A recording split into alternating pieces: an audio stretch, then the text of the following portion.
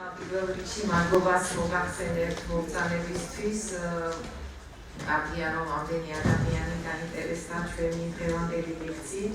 როგორც იცით, დღეს ჩვენთან სტუმრად არის ჰანს ლუნდბერგი, რომელიც არის ჩვენი ერთ-ერთი პროექტის ფარგლებში, დღეს სტუმრად ჩვენს უნივერსიტეტში და ის დღეს თქვენს წინაშე ისაუბრებს უწყვეტი განათლების შესახებ.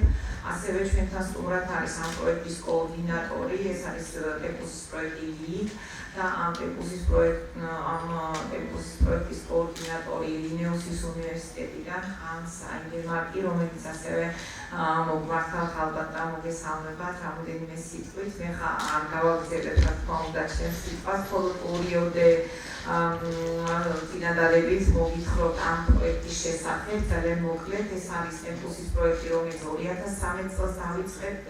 როგორც მოგახსენებთ, კოორდინატორი არის ლინეუსის უნივერსიტეტის შვედეთიდან და ამ პროექტში 20 მონაწილეა გაერთიანებული და მათ შორის ჩვენ ილიას უნივერსიტეტი არის ერთ-ერთი მონაწილე ამ პროექტის. საქართველოდან არის სულ 3 უნივერსიტეტი.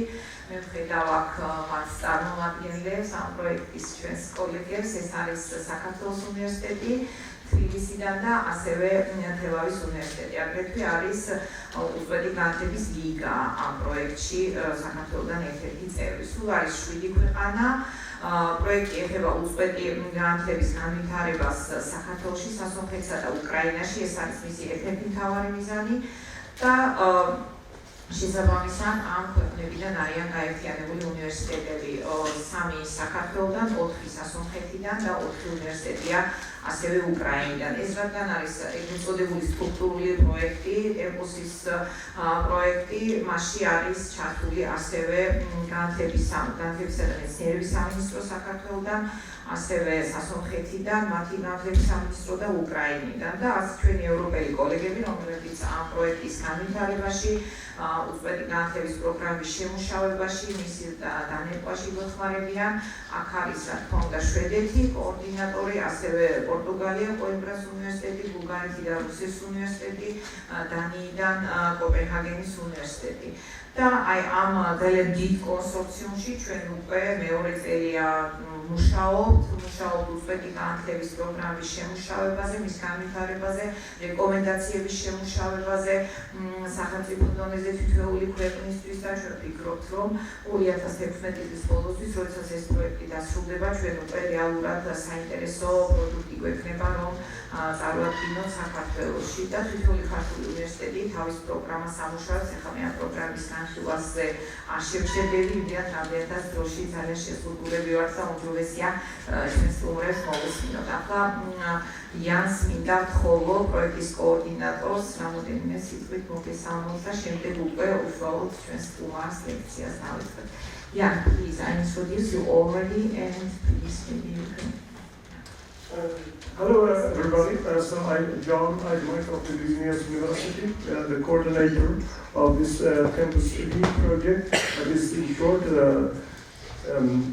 lifelong learning in Armenia, Georgia and Ukraine. And this is a project with the purpose of developing course development processes and lifelong learning centers. So we are transferring knowledge about how to organize for better course development, focus on courses that are adapted to the current needs of society. And I hope Hans here will of course talk for at least an hour, and maybe more, we'll see. It's sorry, interpreter will translate it for the audience. Sorry. ესე იგი ბატონმა იანმა ხოლმე შესაძლებელი მოგახსენიათ დაახლოებით როდესაც ქალბატონმა მარიკამ ისაუბრა წერან, ანუ ისინი ცდილობენ რომ ეს პროგრამა მოარგონ საზოგადოების მოთხოვნილებებს მაქსიმალურად დაუახლოვონ მოთხოვნილებას, რომელიც მოდის საზოგადოებიდან და განავითარონ ეს პროგრამა სხვადასხვა კუთხით. რასაც ქვია უწყვეტი განათლება და ჩამოთვალა მან ასევე ქვეყნები, რომელიც ქალბატონმა მარიკამაც ახსენა, რომელ ქვეყნებშიც ხორციელდება ეს პროგრამა. And that was about what I wanted to say, and I just want to say I'm very happy to be here, and we will listen to Hans, and last thing, thank you Marika for this excellent organization, and please Hans. მადლობა გამოთქვა თავისი მადლიერება, რომლის პროექტი კარგად არის ორგანიზებული საქართველოში. ქალბატონ მარიკას დიდი მადლობა ამისთვის, რომ ეს პროცესები წარიმართა კონსტრუქციული გზით. და სიტყვას გადასცემს ბატონ ჰანს. Yeah, of course, please. Yeah, and you need the microphone. 2 sheets.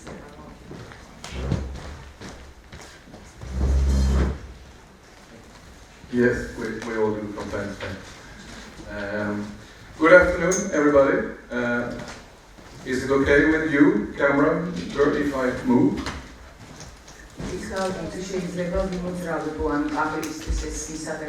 Yes, it's appropriate, so you can... It's okay, because I am originally an entrepreneur, so I have difficulties of standing still. It's one of my problems. I must sort of, yeah. So. It's very nice to be here. It's my first time in Tbilisi. It's a great honor. Thank you, Marika and all colleagues, for inviting me and Jan here and to be able to hold this speech and to meet you. It's a great honor. Thank you very much. მადლობა მოგახსენათ ასევე მან, რომ პირველად არის საქართველოში და ეს პროგრამა ძალიან კარგად არის ორგანიზებული აქ და ძალიან დიდი სიამოვნება მიიღო აქ ყოფნით.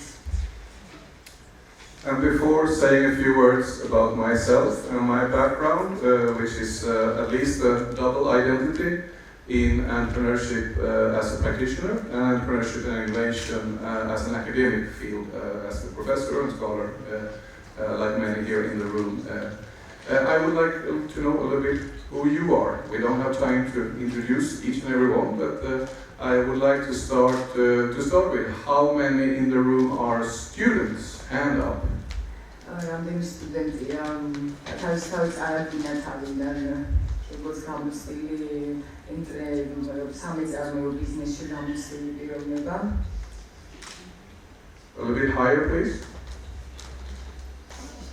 Just finished. Good, about 10, 15, okay. How many of our friends in the room are faculty, part of management of the university, professor, etc.? That's a majority. And I also know that we have some company representatives because I met you just a few minutes ago. So how many of you are from a company of any kind? Higher. Yes. So we have faculty majority, I think student in between, and company so far in minority. We'll see. Do we have any? I'm sorry. Do we have any other stakeholder that I have not mentioned? Anyone else coming from an NGO or from any other kind of organization that the 3 I mentioned?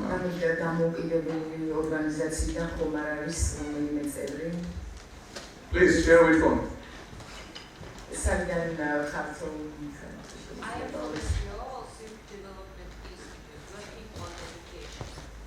Sorry, I didn't hear you. Say again.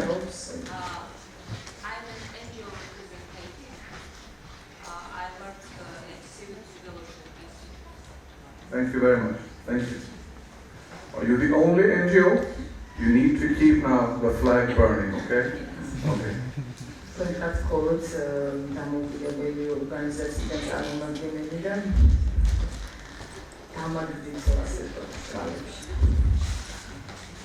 This is an excellent start because this is the start of many things entrepreneurial.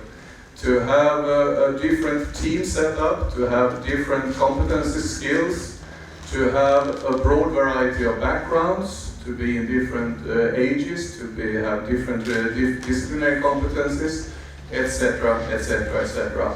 Entrepreneurship is first and foremost rooted in variety and embracing diversity, because entrepreneurship is a very complex phenomenon. So it is not impossible to embody in one or a few persons. You need strong entrepreneurial teams, even if you also have strong and sometimes stubborn and hard-headed entrepreneurs, but you need teams, entrepreneurial teams. And then variety is important. ესე იგი მოხარულია რომ ესეთ მრავალფეროვნებას ხედავს მრავალფეროვნება ორგანიზაციული ასაკის მიხედვითაც კარგია იმიტომ რომ ეს პროცესი რასაც იგი აღწერს და ეხლა ისაუბრებს სხვადასხვა სექტორს მოიცავს და არის საკმაოდ რთული მეწარმეობის რა თქმა უნდა და კარგია როდესაც სხვადასხვა გამოცდილების სხვადასხვა background-ის ასე ვთქვათ ადამიანები იკრიბებიან ერთად რომ ერთად წარუძღვენ ამ პროცესებს სამეწარმეო პროცესებს So, to sum up that very short introduction, the overall foundational challenge in setting up an entrepreneurial ecosystem in a university like we are now is to, at one hand, establish the speciality that we come from and the organizational unit that we belong to and the identity that we carry with us. If we are company people, if we are a university professor, if we are NGO representative, or if we are student. At one hand, don't try to blur out that identity. But on the other hand, to really make those different stakeholders communicate, interact, relationally get to know each other, and to understand each other. When these processes start to happen, something that we metaphorically could call an entrepreneurial ecosystem has a chance to start to take off. ძალიან მნიშვნელოვანია სამეწარმეო ეკოსისტემისთვის და მისი განვითარების ხელშეწყობისთვის, რომ პიროვნებებმა მართალია ხა მან ახსენა, რომ ეს განსხვავებულობა თუნდაც ორგანიზაციების ასაკის მხრივ ძალიან კარგია, მაგრამ ასევე მნიშვნელოვანია იდენტობა პიროვნების, რომელიც არ უნდა დაიკარგოს ამ პროცესში და სწორედ აი ამ იდენტობის არ დაკარგვა და რაღაცა ეს კოლაბორაციული მუშაობა და ამ ორი შერწყმა ერთად წარმოშობს ამ ეკოსისტემას, რომელიც კარგია და სასარგებლოა სამეწარმეო პროცესის ჩამოყალიბებისთვის. So thank you very much for sharing a bit of your background. When we have more time, we could get more in detail. We don't have that time now. A few words about myself. I started off my life as an entrepreneur, not in the commercial sector. I started in the sports sector. I founded sport associations, sport magazines, sport clubs, sport teams, etc., etc. And I did that since I was 14 years old. This time I started my first association, and was doing that and many things until I was about 30. Meanwhile, I was studying not very systematically or objectively towards one thing. I literally studied anything that I was interested in as a kind of complement to sport. And when I was 32, these two components, my background as an entrepreneur in the field of culture and sport, and my academic training in 4 or 5 different disciplines, sort of fusion in the discipline of entrepreneurship, and brought me back to the academia, where I made my PhD. თავისი ცხოვრებიდან მოყვა, ასე ვთქვათ, 14 წლის როდესაც ბრძანდებოდა, დაიწყო სამეწარმეო მოღვაწეობა, ასე ვთქვათ, სპორტულ სფეროში. შექმნა თავისი პირველი ორგანიზაცია, თუ არ ვცდები, თუ ასოციაცია, ჩამოაყალიბა თავისი პირველი ორგანიზაცია ამ ასაკში, მაგრამ ასევე გარდა იმისა, რომ იწევდა სამეწარმეო მოღვაწეობას, ძალიან ფართო განათლება მიიღო სხვადასხვა სფეროში და ეს განათლება და მისი სამეწარმეო გამოცდილება შეერწყა ერთმანეთს და იგი კვლავ დაუბრუნდა შემდეგ აკადემიას და დაიწყო, ასე ვთქვათ, ამ პროცესების მართვა, სწორედ უფრო ღრმად შესწავლა. So, in a way, I learned the lesson of diversity practically first, and then I refined and reflected upon that in my PhD studies to start with, and now as a senior scholar in entrepreneurship. And I keep on coming back to this, both because it's my own lived history, but also because I've tested that hypothesis over and over again. I, as of now, am working in 6, 7, 8 different countries, even if my base position is in Sweden, and I try it everywhere I go. I really try this diversity thing, that an entrepreneur cannot be only a specialist. An entrepreneur can also be a specialist, but cannot only be that, especially not in the entrepreneurial team. There you need to embrace a broad variety of competencies and skills and identities in order to succeed in your entrepreneurial venture.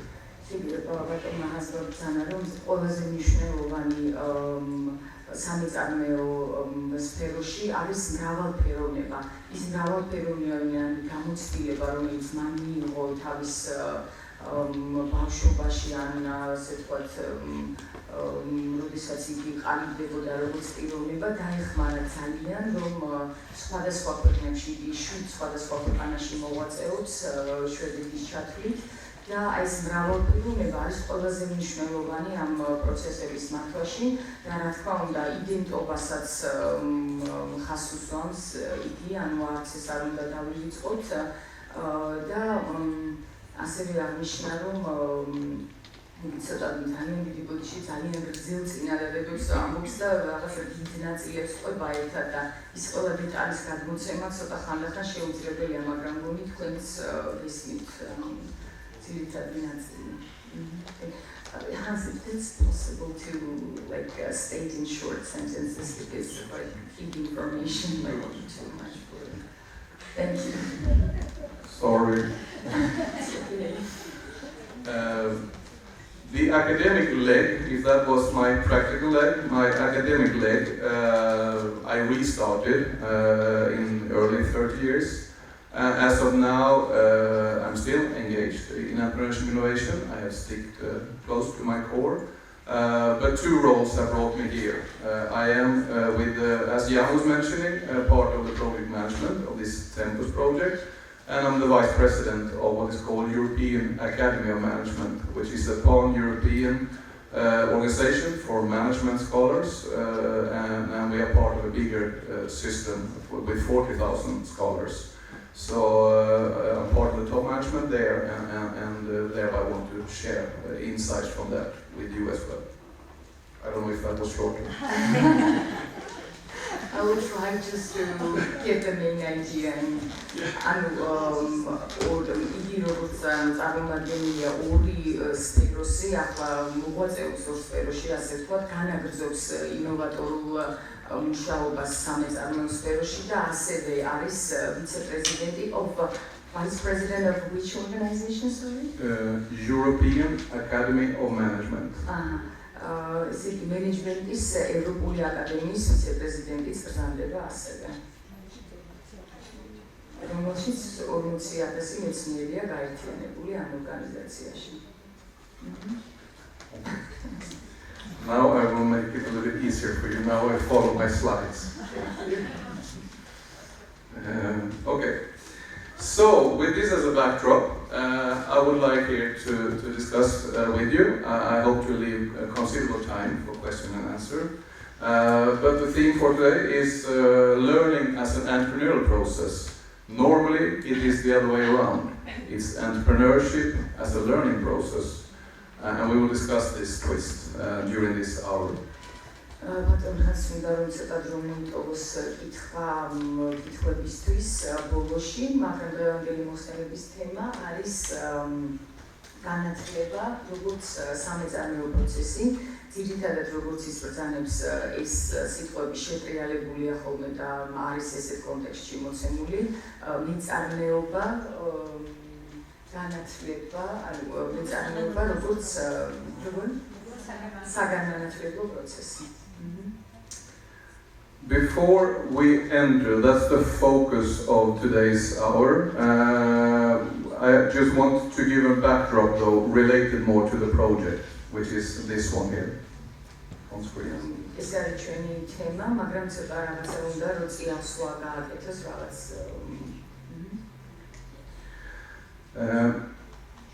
The reason for that backdrop is once again my overall, in a way, statement. Entrepreneurship is built and nurtured by diversity and different backgrounds. You need plurality and diversity. That means that in the last part here, sorry, it's on the next slide, on this one, Entrepreneurial perspective can thereby work as a mediator between these stakeholders. And this is extremely important function of entrepreneurship. It's a pragmatic approach that can work as a mediator between stakeholders. ესე იგი როგორც ვანახსენა, მრავალფეროვნება არის ძალიან მნიშვნელოვანი სამეწარმეო პროცესში და we can serve as a mediator between different stakeholders.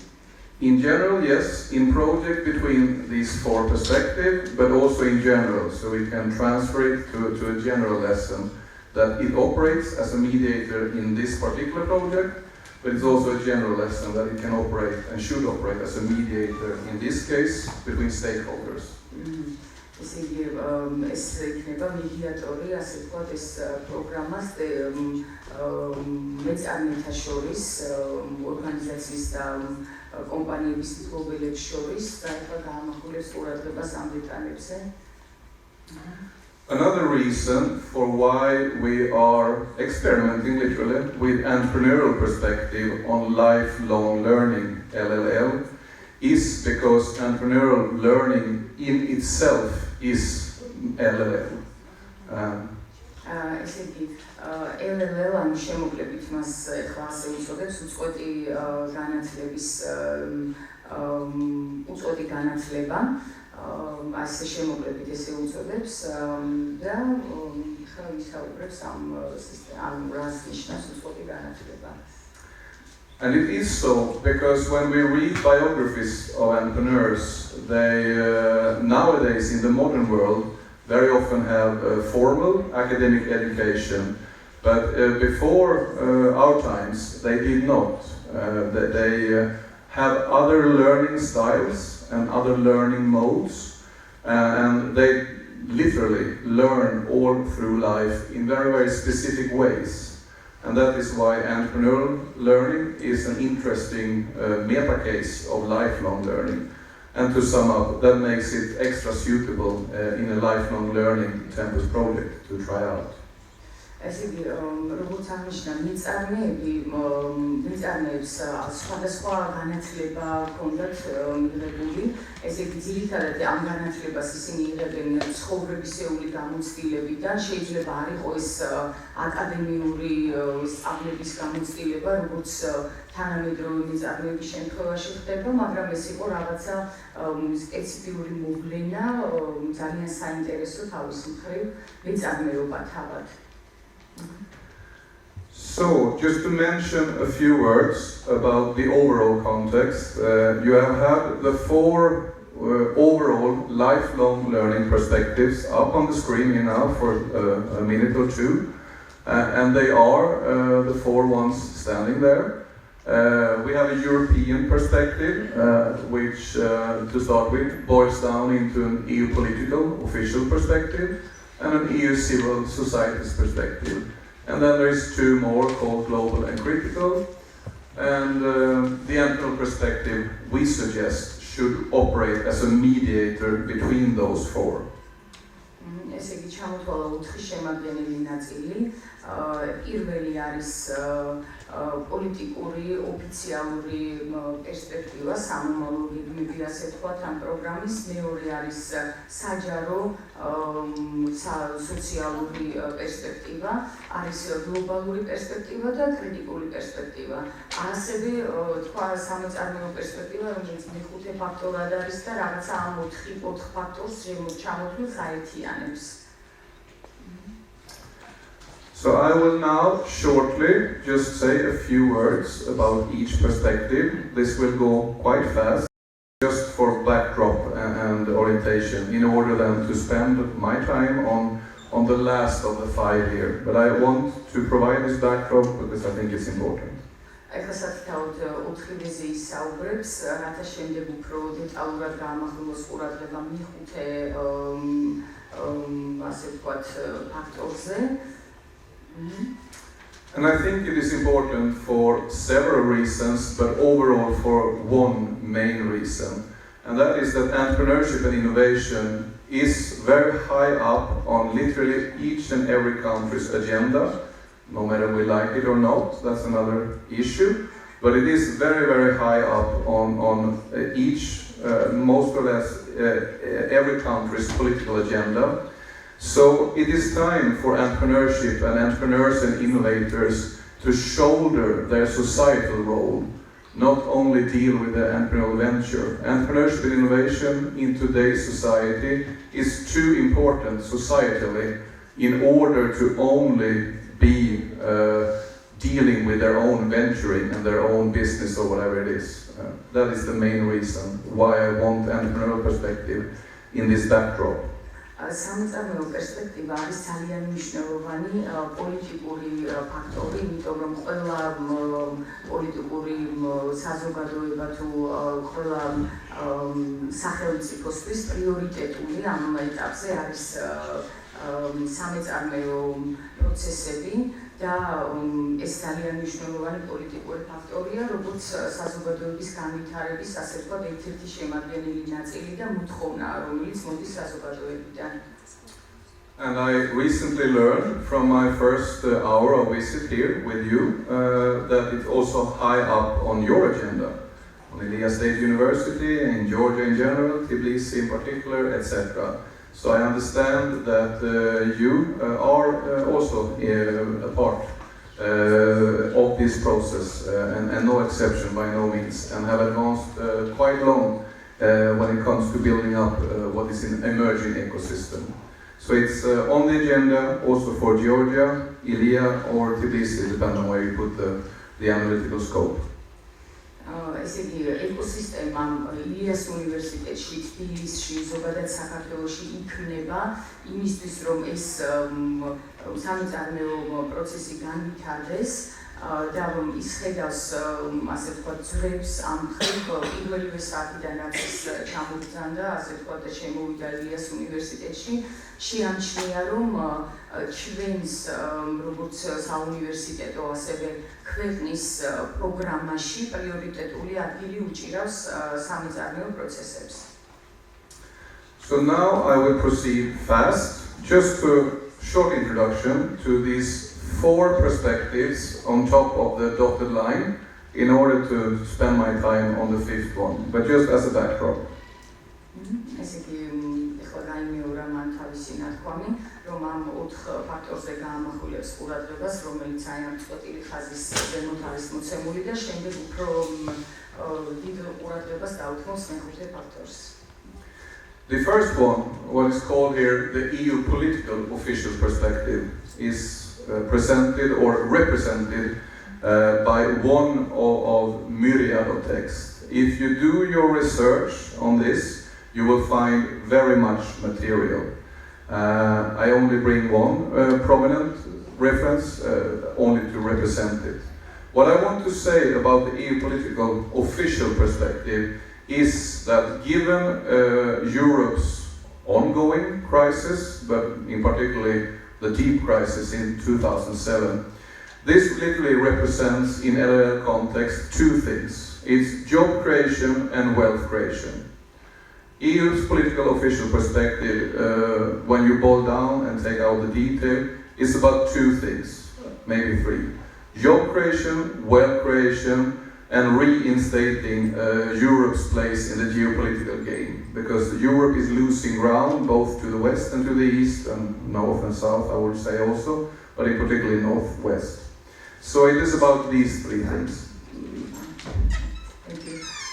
ესე იგი ევროპა კარგავს თავის გეოპოლიტიკურ მნიშვნელობას რუკაზე, მსოფლიო რუკაზე, ამიტომ ეს სამწარმოო პროცესი ამიტომ უფრო, ასე ვთქვათ, საინტერესო და მნიშვნელოვანია, რომ მისი სწორად წარმართვა დაეხმარება ევროპას იმ კრიზისის დაძლევის გზებზე, რომელიც, ასე ვთქვათ, კრიზისი, რომელმაც თავი იჩინა 2007 წელს, და თავიდან მან ახსენა, რომ სამწარმოო პროცესის განვითარების როლი პოლიტიკურ სისტემაში ძალიან დიდია და ასევე ძალიან სერიოზული სამეცნიერო კვლევები და მასალა არსებობს ამის თაობაზე.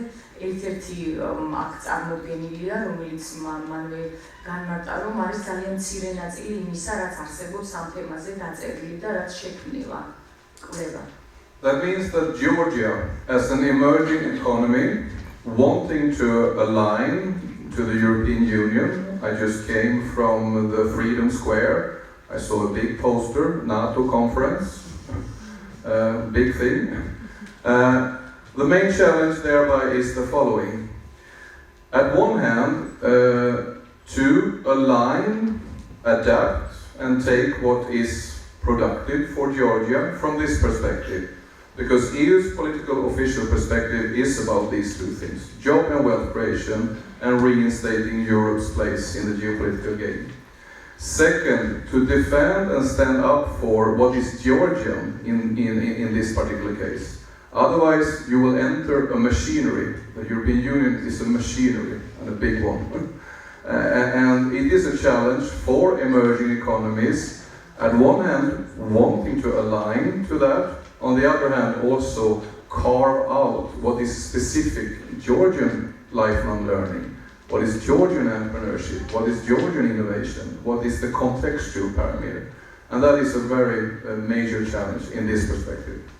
ესეთი ბატონმა ჰანსმა ახსენა, რომ საქართველო ცდილობს ამ საზოგადო პროცესებს და მსოფლიო პროცესებს ფეხი აუწყოს, რაღაც ადაპტაცია მოახდინოს, დანერგოს ეს პროცესები საქართველოში, თუმცა მხოლოდ მისი კოპირება და გადმოტანა პირდაპირ ამ პროცესებისა საქართველოში იქნება რაღაც მექანიკური ხასიათის, თუ ჩვენ არ გავითვალისწინებთ საქართველოს სპეციფიკას, ანუ რა აქვს საქართველოს უნიკალური, რა შეიძლება რომ ის უწყვეტი განათლების პროგრამაში შეერწყას ევროკავშირის გამოცდილებას, ანუ როგორ შეიძლება ეს ორი დაკავშირდეს და წარმოიქმნას წარმატებული ეკონომიური ბაზა ამ განვითარებისთვის და მან ახსენა ასევე რომ ევროკავშირისთვის ყველაზე მნიშვნელოვანი არის გეოპოლიტიკური როლის დაბრუნებისთვის მსოფლიოში, შექმნა სამუშაო ადგილების და ასე ვთქვათ შექმნა სიმდიდრის ასე ვთქვათ ყოფითი პრობლემების გადაჭრის მოგვარება. And my main message when I visit different similar countries like this, I work in Rwanda, Africa, Mexico, Americas, here in the Caucasus, both in Georgia, Armenia and Ukraine, and the message is the same. You must defend and fight for context. I'm a context scholar, and the European Union machinery is like gargantua, you know, Rabelais, gargantua. It eats and it eats and it eats, and if you don't, we are context. You must really, at one hand, align with this perspective, but on the other hand, also stand up for whatever is specific, contextual, Georgian in this case, or Rwandan, or Mexican, whatever. This balance is crucial if you want the best out of this world. მან ახსენა, რომ ძალიან ბევრ მსგავს ქვეყანაში უმოღვაწეა, როგორც თქვათ არის საქართველო, იყო აფრიკაში, იყო მექსიკაში, კავკასიაში, სხვადასხვა ქვეყნებში, სასონხეთში და ისთვის რომ ყველაზე მნიშვნელოვანი არის ჩვენი ქართული კონტექსტის შენარჩუნება და ასევე მხარის შეწყობა ამ ევროკავშირის პროცესებისა, მაგრამ აუცილებლად ჩვენი იდენტობა, ჩვენი თვითმყოფადობა ამ პროცესში აუცილებლად უნდა შევინარჩუნოთ, იმიტომ რომ ეს პროცესი შეიძლება იყოს რაღაცნაირად, ასიმილაცია შეიძლება გამოიწვიოს და უბრალოდ ჩვენ ამ მანქანის ნაწილები გავხდებით და არ გვექნება ჩვენი იდენტობა და დავკარგავთ მას. To your help, as a kind of food for thought, are these four other perspectives. The three established ones, plus the entrepreneur perspective. That is what I sort of propose. That is what you can use in order to balance this one, which is a strong machinery. So that is what I now will shortly introduce, three others, and then focus on the entrepreneur perspective. ეხლა დანარჩენ სამ ფაქტორს გამახვილებს ყურადღებას, რაც წინა სლაიდში ქონდა მოცემული. და ასევე წინა საუბრიდან მან თქვა, რომ ეს ყველაზე მნიშვნელოვანია ამ ორი ფაქტორის, რომელზეც იყო საუბარი, ამ ორი ფაქტორის შერწყმა. The first one that could come to your help is for those of you who advocate a broader take on lifelong learning. If you want to go outside the sort of triple helix cooperation between state, university, company, which is one root mechanism, and more include, we have one NGO in the room, and I hope there are many more NGOs and civil society actors out in the Georgian society that will come next time we meet. This is a perspective representing the interest of those stakeholders. Yes. ესეთი ის მოხარული იყო, რომ სხვადასხვა ორგანიზაციებიდან იხილა წარმომადგენლები, მაგრამ შემდეგ შეხვედრაზე შეიძლება, რომ უფრო მრავალფეროვანი იყოს კონტინგენტი, რომელიც ჩართულია და აინტერესებს ამ პროცესების სწორად წარმართვა.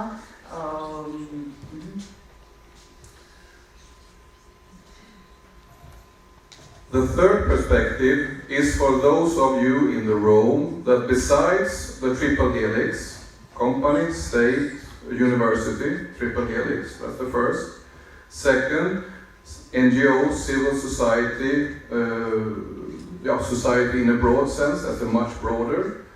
If you also then, those of you want to add an individual humanistic perspective, then you have a UNESCO perspective, it's derived of UNESCO, but there are more actors, but that is the key actor. Defending, representing, advocating a holistic, humanistic, and more humane, the advocates would say, perspective on lifelong learning. ეს იგი UNESCO ასე ვთქვათ იცავს ინდივიდუალურ as უწყვეტი განათლების სფეროში ინდივიდუალურ მიდგომას, რაღაც ინდივიდუმების არსებობას ამ სისტემაში, ამ სფეროში, თუმცა მან აღნიშნა, რომ ეს სახელმწიფო უნივერსიტეტი არის რაღაცნაირად პირველი საფუძველი, შემდეგ უფრო ფართოდ რომ წავიდეთ, არის დამოუკიდებელი ორგანიზაციები, ასევე დამოუკიდებელი მეწარმეები, რომ უფრო გავაფართოვოთ ეს სფერო, რომელიც შეიძლება მოიცავდეს ამ უწყვეტი განათლების განათლებას. And to sum up, the main problem is neither of the perspectives or neither what represent, but it's the overemphasis on one over anything other. That is the main problem. Where the landscape is today is what I call here, I am a strong fan. I work with so many tech and IT people around the world, so I have stopped counting. So I'm a strong fan of that. But I'm a criticizer of what I call tech-obsessed reduction of lifelong learning into measurable bits and pieces. And that is a problem of overemphasis. It's not a problem with that adding self. It's if it dominates and rules out everything else. Because once again, where did I start my speech? In diversity, pluralism, and balance between stakeholders. If you allow one perspective or one stakeholder or one type of LLL to dominate and outrule all others, that is not good. You need to find this balance. This balance, but what did you start with? What did you mention at the very beginning of your challenge? The reason for why these three perspectives is needed is because of the problem of overemphasis. And I exemplify with the EU political perspective that it overemphasizes, for instance, everything that is measurable and very often on technology. ესეთი თავიდან მაბრძანა, რომ აი სამი ფაქტორი, რომელიც ახლა არ ჩანს, მაგრამ თავიდან იყო ჩამოთვლილი, ანუ ყველა უნდა იყოს ბალანსში და მაბრძანა, რომ ძალიან ბევრ IT-ს, ანუ ინფორმაციის ტექნოლოგიების წარმომადგენლებთან მუშავია და ის მომხრე ამ ტექნოლოგიური განვითარებისა, მაგრამ ტექნოლოგიური განვითარებით, ასე ვთქვათ, მხოლოდ ამაზე ფოკუსირება და ამის ზედმეტად ასე ვთქვათ, გამახვილება ყურადღების ამაზე შეიძლება ცუდი აღმოჩნდეს ამ პროცესებისთვის და ასევე მან თქვა, რომ თუ ყველა მეწარმე ასე ვთქვათ, შერწყმულად არ მუშაობს და ერთ-ერთი ცდილობს დომინირანტის როლი შეასრულოს ან გაბატონდეს სხვა მეწარმეებზე, ესეც ასევე ცუდად აისახება ამ პროცესებზე. As food for thought, there is also a fourth perspective, which is a critical take towards lifelong learning. This particular example is from a Cambridge scholar, which has a constructive, very well argued critique. That is enlightening for all of you if you are LLM advocates of any kind. Simply study and like we normally do in scholarly work and reflect upon the critique. So that is one. I have a second example, but I stop here for translation. ესე იგი, ასევე ამ უწყვეტი განათლების პროგრამას აქვს თავისი ნეგატიური მხარეებიც და არსებობს ამ პროგრამის კრიტიკა, ასე ვთქვათ. ეს ერთი კონკრეტული მაგალითი, რომელსაც თქვენ ახლა სლაიდზე ხედავთ და ის კიდევ ისაუბრებს ამაზე, არის კემბრიჯიდან, ასე ვთქვათ, კემბრიჯის უნივერსიტეტიდან მოხმობილი, რომელიც განიხილავს დადებით და უარყოფით მხარეებს უწყვეტი განათლებისა. The second example of a critique, both towards lifelong learning, but more in general towards the over-domination of one perspective or the other, is one Swedish researcher and one Swiss researcher, Alvesson and Spicer. The thing with this is that it was highlighted by the big business press, everything from Financial Times to Wall Street Journal to the big European newspapers. It caused a big debate. Their theory about functional stupidity pays off. What we normally hold dear in university, reflection, critical thinking, etc., doesn't pay off in many of today's working organizations. They can empirically show it and conceptually discuss it. And that is quite provocative, and that stirred a lot of debate. And therefore, it's interesting critique. ძალიან დიდი დებატები გამოიწვია, ასე ვთქვათ, რასაც ესენი უწოდებენ ახლა ასე ვთქვათ CBC, ფუნქციური CBC, რომელიც წარმოიშვა და რომლის ასე ვთქვათ დიდი განხილვა იყო სხვადასხვა გაზეთებში, მედიაში, როდესაც ორგანიზაციები ამახვილებენ ყურადღებას რეფლექციაზე, პროცესების გაანალიზებაზე, მხოლოდ ნაწილობრივ, ანუ ეს ფორმალობის დონეზე ხდება და არ ხდება სიღრმისეულად ამის შესწავლა. In sum up, and here comes some cartoons to illustrate the last perspective. It's true, Hobbes, ignorance is a bliss, with ironic touch. You need, in sum, to avoid a couple of things. სლაიდზე აჩვენა, რომ მართალია, რომ აცოდნა მეტარება, ანუ რაც უფრო ნაკლებად იცი, უფრო მეტ უგუნებაში იმყოფები, ასე ვთქვათ, არ გაწუხებს ბევრი პრობლემა. Fight for your perspective, your belief, and your take on the matter, but do it in polylogue and not in monologue. Don't do it by outruling the other ones. It doesn't need to be sloppy relativism. You can still achieve close to objectivism or something like that. There are in-between standards, and don't do this kind of false dichotomies between A and B. So fight for your perspective, your take on the matter, your subject, but do it in polylogue, that is dialogical and many voices, rather than monologue and ruling out the options. That is the most important. ძალიან მნიშვნელოვანია რომ თუ თქვენი პოზიციის დასავლად იბრძვით, იბრძოლეთ დიალოგის ფორმით ან პოლილოგის ფორმით, ჩართეთ სხვადასხვა ადამიანები, ეს არ იყოს მონოლოგი და თქვენ არ უნდა დაჩაგროთ სხვა მხარეები ამ პროცესში, ამ დიალოგში. I jumped over some slides there until you see it on the screen. In that perspective, now I leave the backdrop and now I come to my focus on my presentation. We have until 6, right?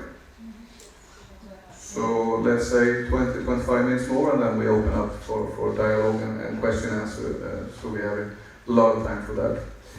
In this perspective, this creator of Polylog, the entrepreneur perspective has those qualities because it's pragmatic in its foundation and it is that out of necessity, and I will focus on that quite a lot. ესე იგი მას უნდა რომ 25 წუთი მისაუბროს და შემდეგ კითხვებისთვის მოიტოვოს დრო. ესე იგი სამეწარმეო პროცესი თავად არის ძალიან სტრუქტურირებული პროცესი და თავის თავში მოიცავს დიალოგის ფორმატს. So where the field of entrepreneurship is as of now is to focus less on who the entrepreneur is and what the entrepreneurs are doing, and rather entrepreneurship as a method.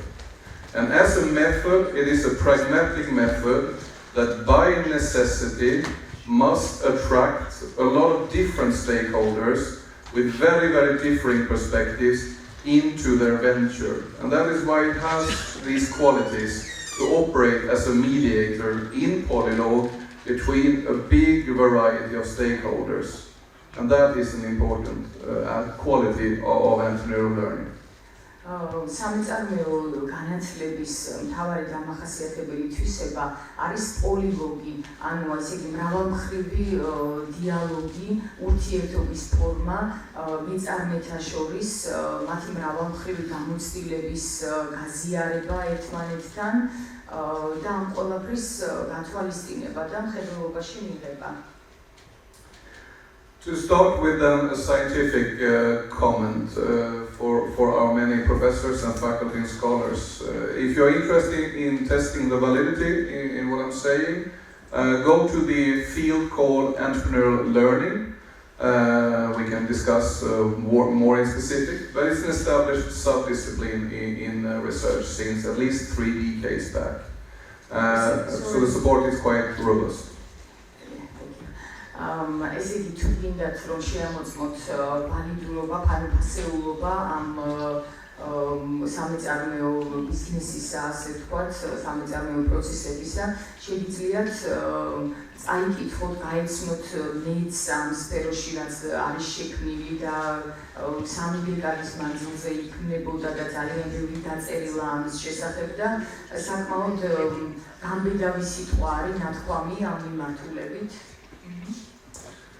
Myself, I come from a research group that were among the pioneers in this respect. We were ranked number 3 in the world back in the 90s. Nowadays it's not that good any longer, unfortunately. But at least we have our main professor, Johannes, what his name is, that is among the world leading figures in that respect. Under his leadership, we have tried out all aspects of entrepreneurial learning, anything from researching it to practicing it, to institutionalize it. We have a 3-year bachelor completely designed around entrepreneurial learning. We have a master 2-year now on top of that, and we have PhD education. So we have the whole educational step, and we have tried it in different countries, ministries, governments, etc. ესეთი მაგზანა რომ ეს სამწარმოო განათლება მან ერთ-ერთი პირველი იყო, ერთ-ერთი პიონერი იყო ამ საქმეში, რომელმაც დაიწყო შესწავლა სამწარმოო განათლებისა. შემდეგ მათ ჩამოაყალიბეს უნივერსიტეტში შექმნეს ფაკულტეტები, რომელიც აქვს ბაკალავრიატი, აქვს სამაგისტრო პროგრამა, აქვს დოქტორანტურა ასევე და პროფესორი, რომელმაც ეს ყველაფერი დაიწყო, კვლავ ამ სფეროში მოღვაწეობს, მისი სახელიც ბრძანა, ვისაც შემდეგ დაინტერესებს შეუძლია იკითხოს. Okay, now the screen swallowed some letters here, but I think it says entrepreneurial learning, something, a few important events. If you want to check the genealogy of this short, there is a background. It's here called The Roots, and you will have, I don't know exactly how, but we will distribute, so there's a lot of links and references here. So anyone interested, you can use these links and references to check it out afterwards. თუ იმის გენეალოგია აინტერესებს, ან როგორ წარმოიშვა ეს პროგრამა, არის ძალიან ბევრი ლინკი, არის ვებსაიტები, სადაც შეგიძლიათ შეამოწმოთ ეს ინფორმაცია და მე მოძებნიან რაღაც გზას, რომ განავრცონ, ასე ვთქვათ, და თქვენთვის მისაწვდომი გახდეს ეს ლინკები, რომ შეამოწმოთ.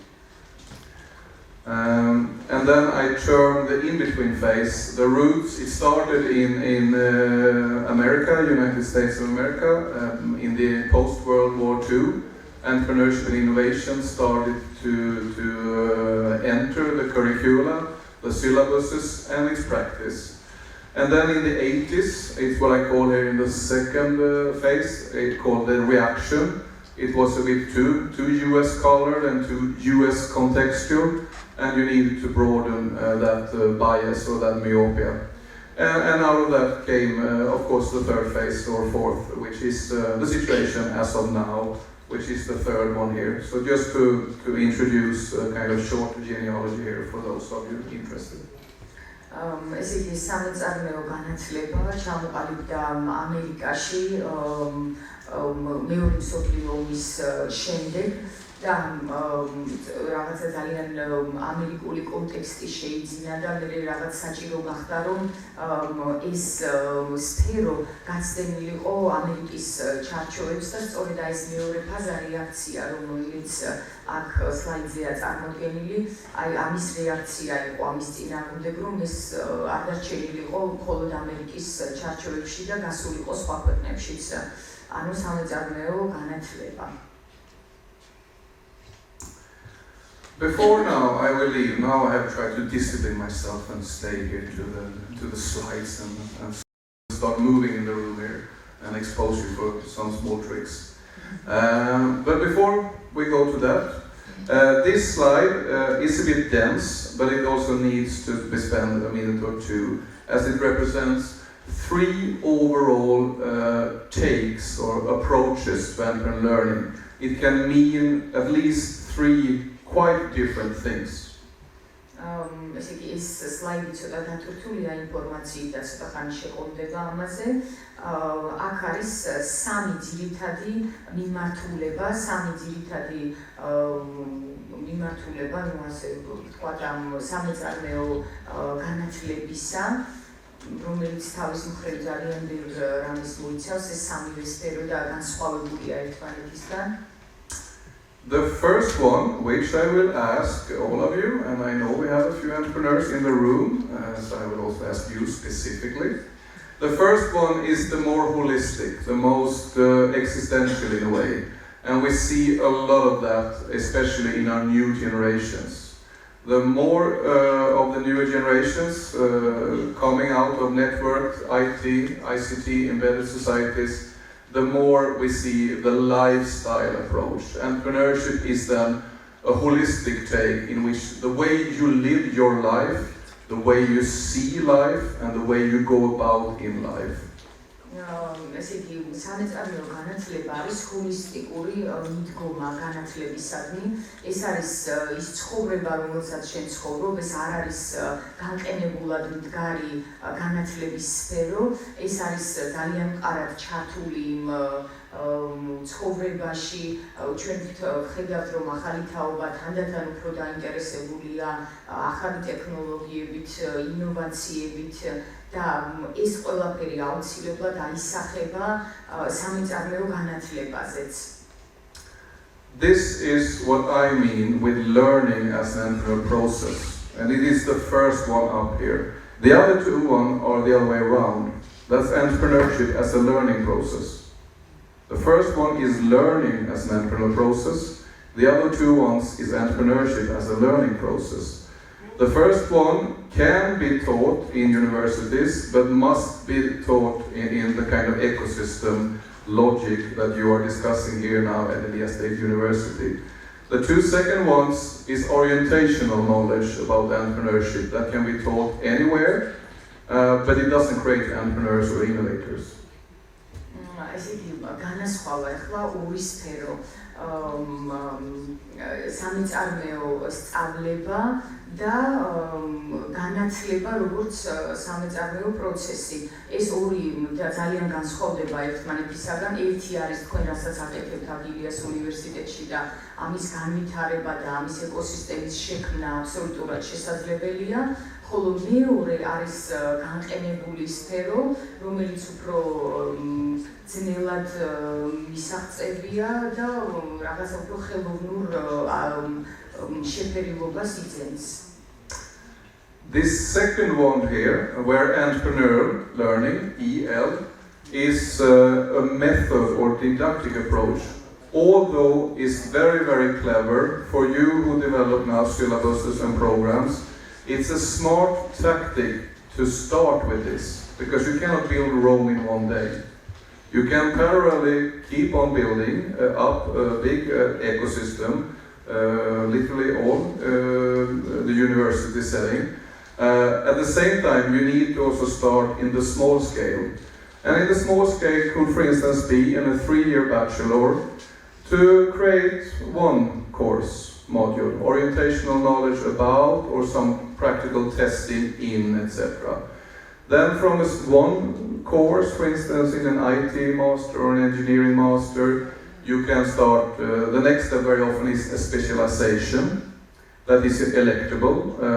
You have the traditional streams that is built upon after 2 years of basic studies, and then you can choose that as an electable, and there you start trying out. The third variant is to build a kind of a 1 semester full offer before you start to building a whole program, etc. ძალიან მნიშვნელოვანია მცირე ნაწილით, ანუ პატარა ნაბიჯით დაიწყოთ ამ პროგრამის დანერგვა. ესე იგი, სამეწარმეო განათლება შეიძლება იყოს საბაკალავრო პროგრამა, შეიძლება იყოს ერთ-ერთი მოდული, ხოლო შემდეგ, როდესაც შეიქმნება ეკოსისტემა და ეს პროგრამა განვითარდება და შეიძენს, ასე ვთქვათ, მსვლელებს, რომლებიც ჩართული იქნება, შეიძლება არჩევით საგნათაც დაინიშნოს უნივერსიტეტში და შეიქმნას კურიკულუმი და დაინერგოს სამეწარმეო სწავლება როგორც საგანი უნივერსიტეტში.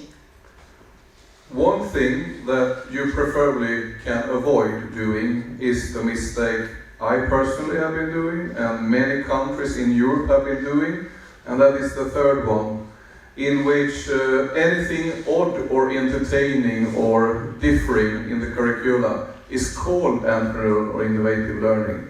We have a lot of problem in that in Europe, and now it's a big job to clean literally not serious things out of the syllabuses. This is a problem because when universities try to renew themselves in different countries in Europe, well, in a way, as entrepreneurial learning was brought in, but without the adequate training, without the adequate knowledge, without the seriosity of the approach, and it becomes bling-bling, nonsense, entertainment or edutainment. And university doesn't win anything, and entrepreneurship innovation doesn't win anything. Everybody loses. And we had a lot of that problem. And now Georgia, who comes and works with that at this moment, you can simply avoid the mistakes done, in this case, by many European countries when you start to experiment with this. როდესაც სხვადასხვა ქვეყნები იწყებენ სამეცნიერო სწავლების დანერგვას, ძირითადად ყველა ქვეყანამ დაუშვა ერთი და იგივე შეცდომა. ისინი ფიქრობენ, რომ ყველაფერი ახალი, რაღაც გათობის ფორმით დამაინტერესებელი სტუდენტებისთვის შეიძლება იყოს გამოყენებული სამეცნიერო სწავლებისთვის, მაგრამ ეს ასე არ არის, ეს არის ძალიან დიდი შეცდომა, რომელიც ბევრმა ქვეყანამ დაუშვა და აი ეს ყველაფერი გამრთობი და გამახიარულებელი ეს და ინოვაციური არ არის აუცილებელი, რომ ყველაფერი ჩაერთოს და დაინერგოს ამ პროგრამაში. საქართველოს შეუძლია სხვა ქვეყნების გამოცდილება გაითვალისწინოს და თავიდან აირიდოს ესეთი ფუჭი პროგრამის ჩამოყალიბება და შექმნა და შეიქმნას უფრო სერიოზული მიმართულებით და კარგად განსაზღვრული და წინასწარ გაგეგმილი პროგრამა. That said, I was very, very happy my first 2 hours here to visit and to see with my own eyes this level of seriosity.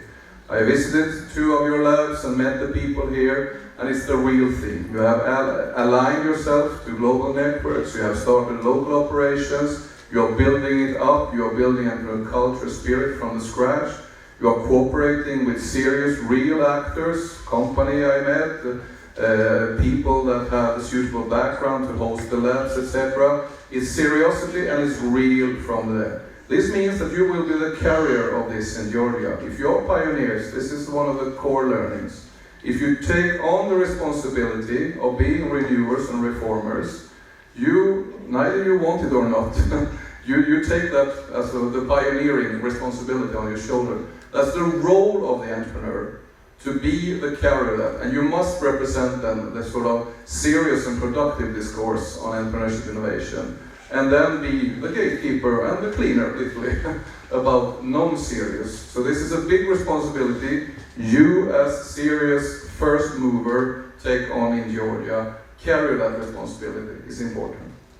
რაც მე აკმაყოფები ამ დაწესებულებაში ძალიან ბევრი სერიოზული მიდგომა დავინახე, ასე ვთქვათ, ამ პროგრამის დანერგვის გზაზე, ლაბორატორიები, სერიოზული კავშირები ღონისძიებები ორგანიზაციებთან, რომელთაც გამოცდილება აქვს ამ სფეროში და ეს თქვენი პირველობა ამ სფეროში თავისთავად გულისხმობს დიდ პასუხისმგებლობასაც, რომ ამ საკითხს დიდი სერიოზულობით მოეკიდოთ და ეს პასუხისმგებლობაც თქვენ კისერზე იქნება, როგორც დამნერგავი ამ სფეროს განმავითარებელი და თქვენ გექნებათ როლი, რომ შემდეგ ორგანიზაციები ან უნივერსიტეტები, რომლებიც მოინდომებენ მსგავსი პროგრამების დანერგვას, თქვენ მათი მუშაობა წარმართოთ, ვთქვათ, უჩვენოთ სწორი გზა, უჩვენოთ შეცდომები. Before I turn to the learnings from you, I would emphasize even further the really, in a way, root knowledge for this. Yes, anybody can be entrepreneurial and innovative. And I took that to my heart to investigate that. Can you do that? Yes, you can. I live in Mexico City. It's a city of 25 million people. It's big. And I walked the streets in Mexico City, not all, but as much as I could in 5 years.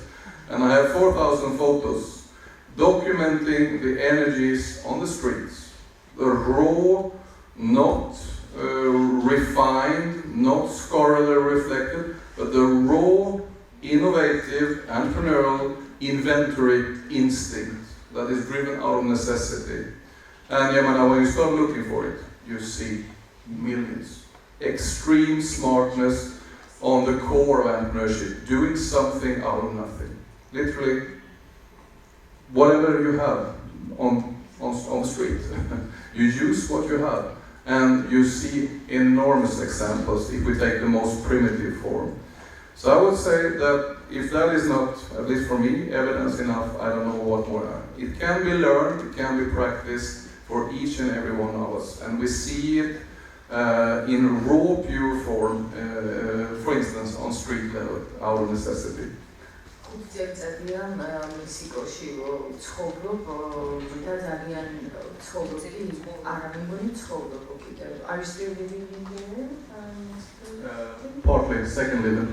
ან ნაწილობრივ ცხოვრობ ამ ქალაქში და რაც აქ ვარ ძალიან ბევრი ფოტო გადავიღე და ეს ქალაქი არის ძალიან დიდი, 225 მილიონი ადამიანი ცხოვრობს ამ ქალაქში და რასაც მე მინდოდა დავწმუნებულიყავი შეუძლია თუ არა ყველა ინდივიდს, ასე ვთქვათ, ნებისმიერ ადამიანს წარმოიწყოს, ასე ვთქვათ, ეს სამეწარმეო სფეროში მოღვაწეობა და აქვს თუ არა ინსტინქტი მას, რომ არაფრიდან შექმნას რაღაცა.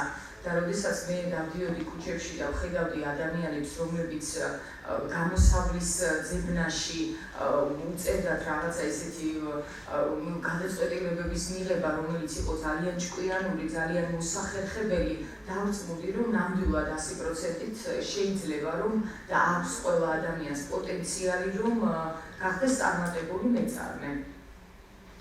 The main challenge when we now transfer, that is in the rawest and purest form. You can find it on any street level in literally any country or city in the world. It is accentuated in Mexico City for reasons that I don't have time. The challenge that we are dealing with now is to bring in that spirit or that way of seeing going about into here, the other extreme. Here we are in the dome for reflection, formal education, everything that is good, everything, all the blessings that university education brings us. And then to make them in some way or the other coexist. When we solve that, then it's ideally we have a solution to entrepreneurial learning. ესე იგი თუ ჩვენ მოვახერხებთ რომ აი ეს ქუჩის ცოდნა ასე ვთქვათ ცოდნა რომელიც გამოცდილება და მაგალითები რომლებიც არსებობს ქუჩაში და ეს ცოდნა რომელიც თავმოყრილია თქვათ ჭალებში ცოდნის ტაძარში სადაც ჩვენ ვართ უნივერსიტეტში და აქ სერიოზული გამოცდილება კვლევები მიდის მიმდინარეობს შესწავლა ამ საკითხისა აი ეს ორი მიმართულება თუ შეერწყმება ერთმანეთს და დაუკავშირდება და რაღაცნაირად დიალოგის ფორმას გამონახავს და ერთმანეთის გამოცდილებას გაუზიარებს შეიძლება ძალიან წარმატებული იყოს ეს და რა თქმა უნდა ხელშესაწყობი და მისაღები. Because one, for instance, capacity of entrepreneurs is the following. They are literally knowledge and information drug addicts. Because they have to. So when you expose their way of seeing and operating in the world, the speed, tempo and intensity and the necessity-driven way forward. On the street is survival, on the market it is survival but in another form. So if we can use the metaphor survival. But it's the same principle, even if it's different accentuation. This, in a way, core capacity of entrepreneurs makes them, this necessity-driven lifestyle, makes them literally addicts of knowledge and information. Not because they are higher, more superior beings or because of ideology reasons, simply because they have to. So it becomes a very, very intense meeting with scholarly knowledge, and we saw it here when I discussed. You have found a format in which your professors operate as mentors, thereby exposing all the scholarly knowledge for. And then you have other representatives running the labs, you have students, companies, etc. So there is about finding those roles and making these meetings take place. But the sort of core message here is entrepreneurs and innovators are literally knowledge addicts. Once their way of seeing going about has a place in the context.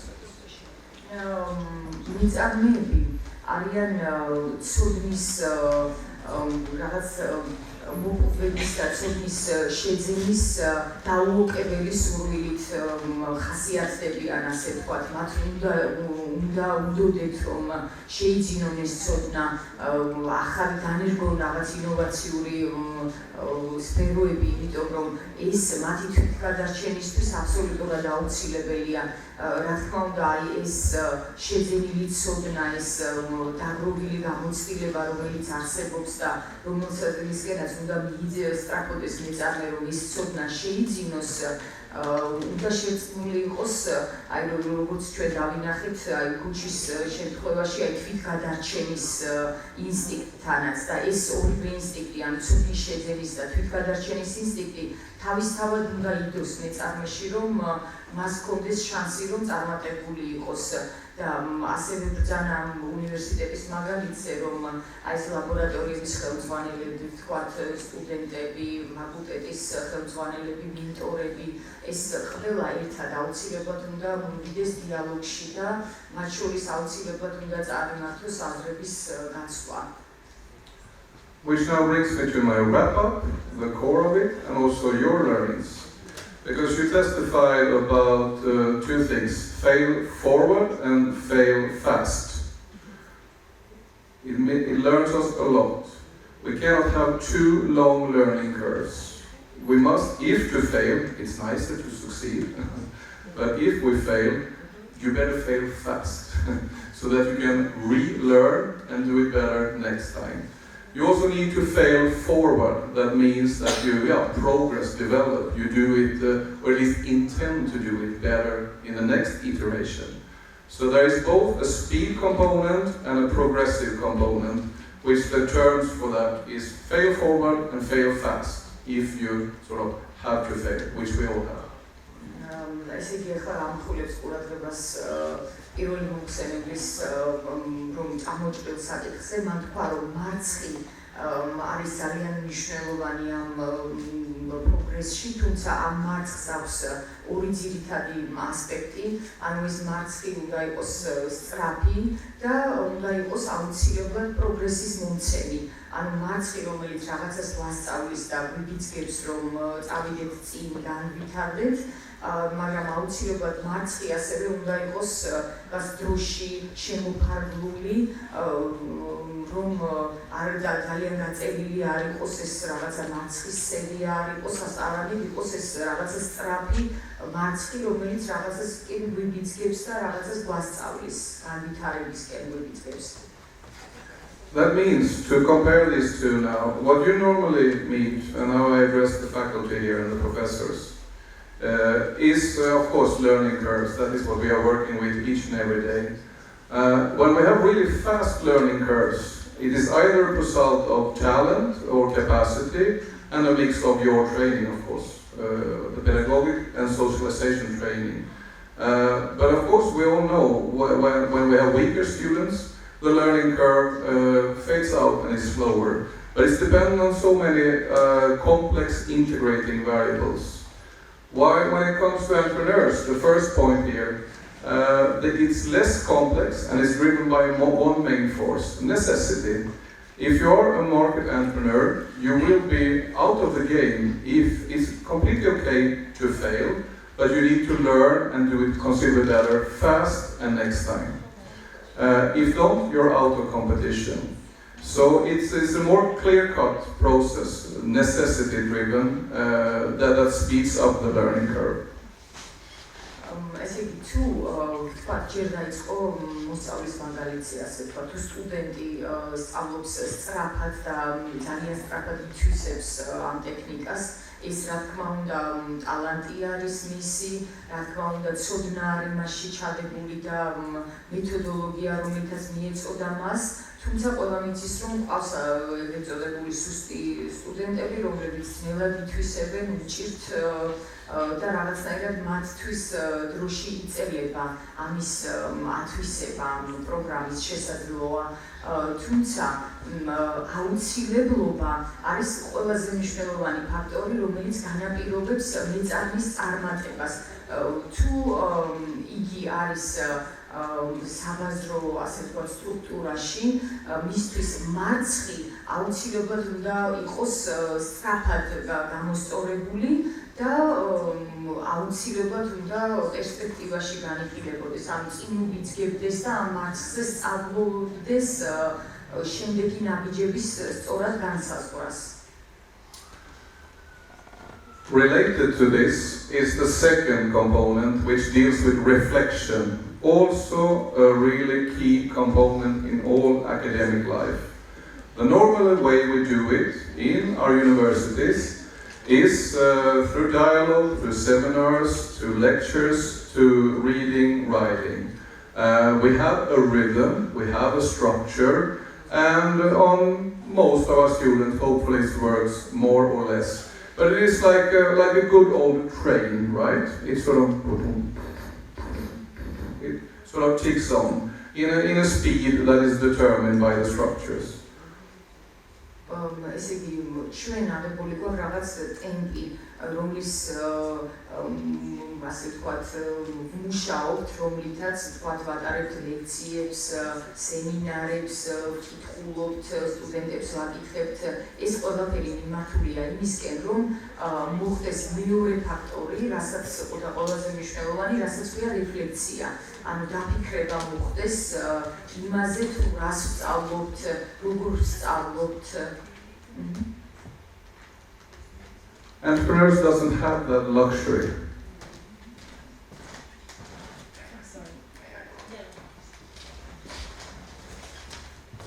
It's too small. Reflection in the first point, in a way, looks like this. It's a linear process in which we start off the course, we expose them for reading, writing, seminars, lectures, etc., etc. And then there comes a divine moment for either preparing for a closed book exam or for a lab or whatever. You sum up what you have learned. Also, there is a Socratian or Aristotelian as a divine moment for reflection. Are you with me? That does not exist. Still, entrepreneurs has the same need. We are not different from anybody else. We need to reflect and learn as anybody else. The way they do it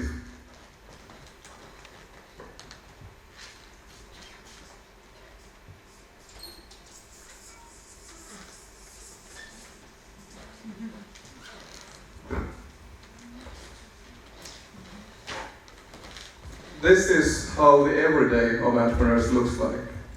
A complete, sorry for the language, a complete mess. It is one step ahead, 3 steps forward, 2 to the right, 4 to the left, up and down, problems, surviving, giving up, loving it, and it goes on like that. So what we in the university setting hold for dear, where there is a divine moment for reflection, doesn't exist. And then accordingly, entrepreneurs must solve it in another way, which is called act thinkingly, and that I will explain now after the break. ყველა სტუდენტს, ასე ვთქვათ, ნორმალურ პირობებში, რომელიც სწავლობს რეფლექსია, მისთვის არის რაღაც სწორხაზოვანი პროცესი. ის სწავლობს, ისმენს სემინარებს, ისმენს ლექციებს, წერს, კითხულობს, მაგრამ ხდება მომენტი, ეწოდებული ღვთაებრივი მომენტი არისტოტელეს და სოკრატეს მიხედვით, როდესაც დგებად რომ დაფიქრდეს, რეფლექსია მოახდინოს ყოველივე ამ შეძენილ ცოდნაზე, დაწეროს ტესტი, ვთქვათ, რაღაც შემაჯამებელი გამოცდა ჩააბაროს და ეს ყველაფერი სწორხაზოვნად მიდის და ეს ლოგიკური განვითარება აქვს.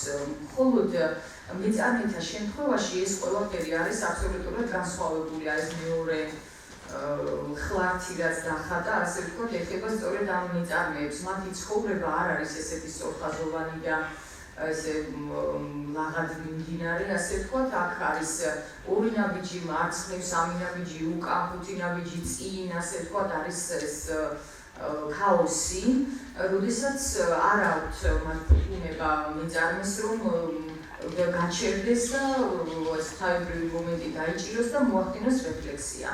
აი ეს მეორე მომენტი act thinkingly, სწორედ ამას შეეხება.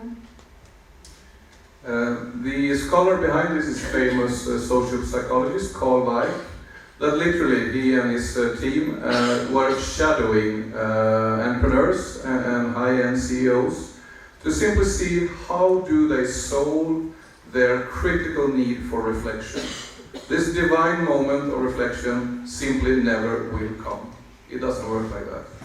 So still, they have the same need. How do they solve it? არის ეს მეცნიერი კარლ ვეიკი, რომელიც ფაქტიურად ცდილობდა მიწარმოების გვერდზე ყოფილიყო და მათი პრობლემის გადაჭრის დროს, როდესაც მათ სერიოზული პრობლემა იდგათ, ცდილობდა რომ დაკვირვებოდა როგორ იღებდნენ ისინი ამ გადაწყვეტილებას, ქონდათ თუ არა ეს ფაიბრი მომენტი, რომ დაფიქრებულიყვნენ, შეჩერებულიყვნენ, რაღაცა რეფლექსია მოეხდინათ.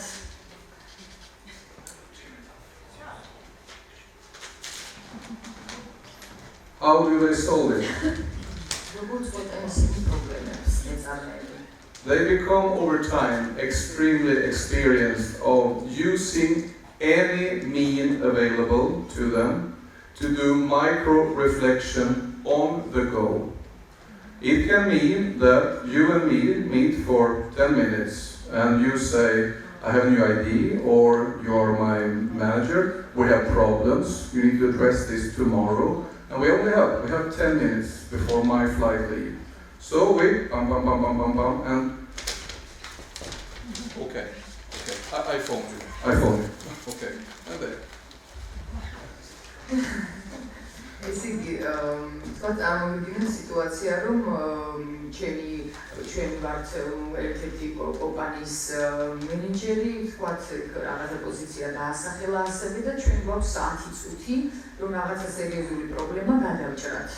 ჩემი მიფრინა 10 წუთში, ჩვენ დავწყდებით ერთად, ძალიან სწრაფად ამ პრობლემას განვიხილავთ, რაღაცა ფაქტებს ჩამოვწერთ და ვამბობთ ვეშვიდობით ასე, რომ მე თქვენ დაგირეკავთ.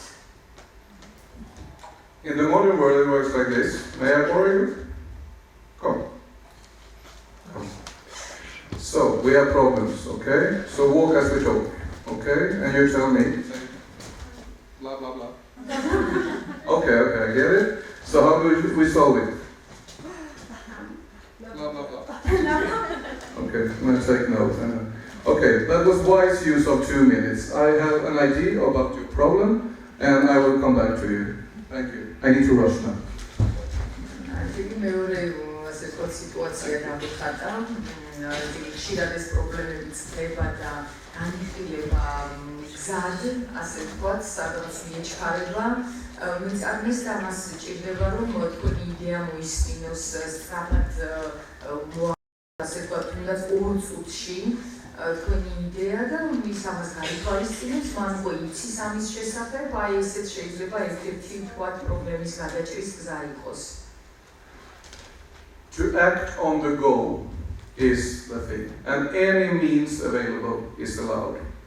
Paper, mobile phone, brain, write in your hand, any means available. You must use the few minutes you have available to what is it about and take notes and solve it within 24-48 hours. ყველა საშუალება გამართლებულია, ეს თავარია თქვენ პრობლემის გადაჭრის გზა მოძებნოთ, ფულცელი იქნება თქვენი მონებრივი შესაძლებლობები თუ ფულცელი თუ მხოლოდ რაღაც ნაჭღავი ხელზე, ეს არის ფიქრი გზაზე, ანუ ესე რომ შევარქვათ ამას, ესე იგი უწყვეტი ფიქრის პროცესი, რომ გადაიჭრას პრობლემები 24 საათის განმავლობაში, რომელიც წარმოიქმნება. When the problems are complex, they don't deal with it on their own, alone, without having talk with trusted peers. For instance, here is a crucial role in an academic setting for the professors. Your young entrepreneurs that will be trained in all possible formats and courses and programs, they will need from time to time access to you as this trusted peer to mirror themselves, their idea, besides the content. That's what we normally do. But we must also take this role of what is called here dialogically tested on trusted peers. That is the main mode of reflection for the entrepreneur. When they are unsure, and they are always unsure, because there is no right answer to what they are doing, they go to their network of trusted peers, and you and me, we have problems. You go to these people, and that is why they can lift the phone in the middle of the night, or they can say to you, what are you doing now? Sorry, stop doing that. I need you now. And walk with me, because I need to solve this now. მან ბრძანა რომ როდესაც პრობლემები არის კომპლექსური ხასიათის და საკმაოდ რთული იმისთვის რომ მარტო მიიღოთ გადაწყვეტილება და ეს გადაწყვეტილება ისეთი სწრაფი იყოს როგორც წინაურ მაგალითში გვაჩვენა არის ისეთი პრობლემები რომელსაც აუცილებლად სჭირდება ერთგულკირთა ასე ვთქვათ გუნდი რომელთანაც მიწარnis აუცილებლად უნდა გქონდეს ცდომა და შეეძლოს მათთან მისვლა რომ კითხოს რჩევა სერიოზული პრობლემა განიხილოს მიიღოს მათგან რჩევა მიწარმები ყოველთვის არიციან სწორია არასწორია მათი მიღებული გადაწყვეტილება თუ ის კურსი რაც აირჩიეს ყოველთვის ესეთ გაურკვეველ და დამაბნეველ სიტუაციაში არიან. It means that as an effect, they become the third bullet here. Decision making under high levels of uncertainty is so much faster than any other mode of decision making. This is nowadays theorized under the concept of effectuation. Saraswati is the famous researcher there. And it now starts to affect management overall. It starts to affect big multinational companies because it's a powerful theory and it's empirically derived. So this speed form of effectuation, incremental, dialogical, as you walk decision making, still extremely subtle, is what marks decision making for entrepreneurs. გადაწყვეტილების მიღება დროის მანძილზე, ანუ ეს თქვა თანამედროვე ყოფაში არის ძალიან დაჩქარებული და ამის შესახებ ბევრი წერება არის ძალიან სერიოზული მკვლევარი, რომელიც ამაზე წერს, რომ ეს გადაწყვეტილების მიღების დრო არის ძალიან დაჩქარებული და ეს მუდმივი დაუწმუნებლობა და მეწარმისა სწორედ მოითხოვს ამ სწრაფ გადაწყვეტილებებს, სწრაფ რეაგირებას პრობლემებზე, რაც საკმაოდ რთულია, მაგრამ ის რაღაცა ჩვევაში უნდა გადაუვიდეს მეწარმეს. As an effect of that third component is that they need and want a lot of time for this. They don't want to spend their energy more than necessary on other tasks that are also important, can be routine tasks, can be administrative tasks, can be strategic tasks, but of a standardized character, can be things that are extremely important, can be bookkeeping, can be marketing, you name it. All things are important for the things to work, but the entrepreneur themselves don't spend time on that because they want time for these three first things. They want time for fast learning curves, act thinkingly, their form of reflection, and their form of decision making. That's what they want to spend the most of their energy on. And as a consequence, they lock certain action into routines and habits. So paradoxically, they become very habitual creatures. They are creatures of habits, but it's habits that they themselves have formed in order to maximize the time for the three first bullets. აქედან გამომდინარე მეწარმეები ხდებიან ძალიან ჩვევებზე და რუტინაზე დაფუძნებული და მინდობილი ადამიანები ისე იქმნიან რაღაც რუტინას, რაღაც ჩვევების თანმიმდევრობას, რათა ის დრო მაქსიმალურად შეამცირონ, თუნდაც ახალი გეგმების განსახილველად რაღაც სხვადასხვა მარკეტინგული, ასე ვთქვათ, იდეების და განსახორციელებლად ისინი მაქსიმალურად ზოგავენ დროს და ჩვევად აქცევენ სხვადასხვა მოქმედებას, რაც არის სწორედ აი ამ პირველი სამი კომპონენტისთვის გამოყონ მაქსიმალური დრო.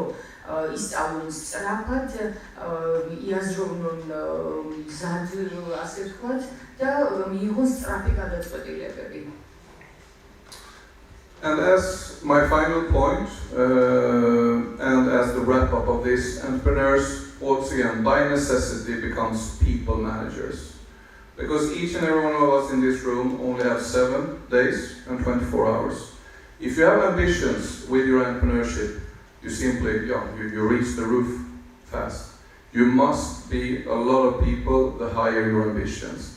It means that this is not organized by force or by obligation or by must. People turn into entrepreneurial venture initially because of attraction. They want to work with this. That is formalized. But as the whole modus operandi, the whole way the entrepreneur, when it's a lifestyle, operates, is according to these first 4 bullets. An effect of that is they operate with people, via people, through people, for people. It's an extreme form of people management. And you see that in entrepreneurs in details. They remember your birthday, they remember the kids, the names of their kids, even if you only have met 1 or 2 times. Tons of this kind of details. If they are skilled and experienced entrepreneurs, they take this very seriously and they're very good at it because they know that the sum of my venture is my relations and my relations with people. So people management is the effect of all these 4 other modes in which they must master. They really must master that. Simply because 7 days, 24 hours. Their venture cannot take off alone. They must attract a lot of people in order to make them fly. Thank you.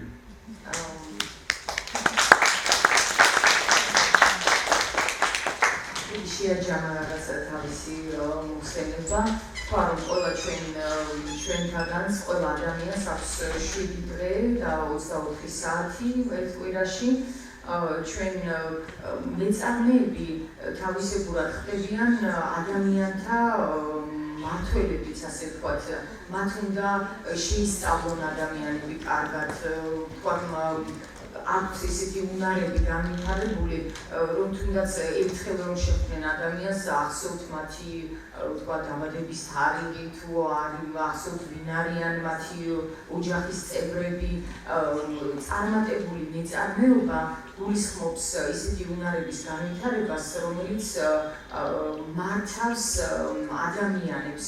ანუ თქვენი ძირითადი მეწარმის მოვალეობა არის ის, რომ ისე მართოს ეს ადამიანური რესურსი, რომ წარმატებული გახადოს მისი წამოწყებული საქმე. და ეს ფაქტორები, რაც ჩამოთვლილია აქ, არის ძალიან მნიშვნელოვანი სამეწარმეო ბიზნესისთვის და სამეწარმეო აზროვნებისთვის. Thank you very much. And the time we have left, I know we are a bit short of time. I misjudged the time. I talked too much and you must hang along here. That's good. But I hope we have some time for comments, questions, feedbacks, critique of any kind, literally. So I give the floor open to anyone interested.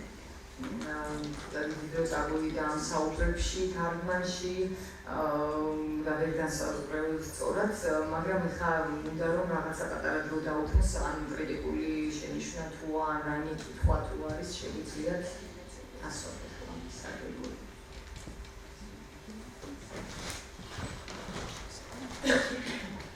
Hans, thank you for this very interesting presentation, first of all. And my question would be, what would be your advice to university people how to nurture this entrepreneurial learning in academia and how to avoid those typical difficulties and problems that the European universities face while first introducing the entrepreneurial learning?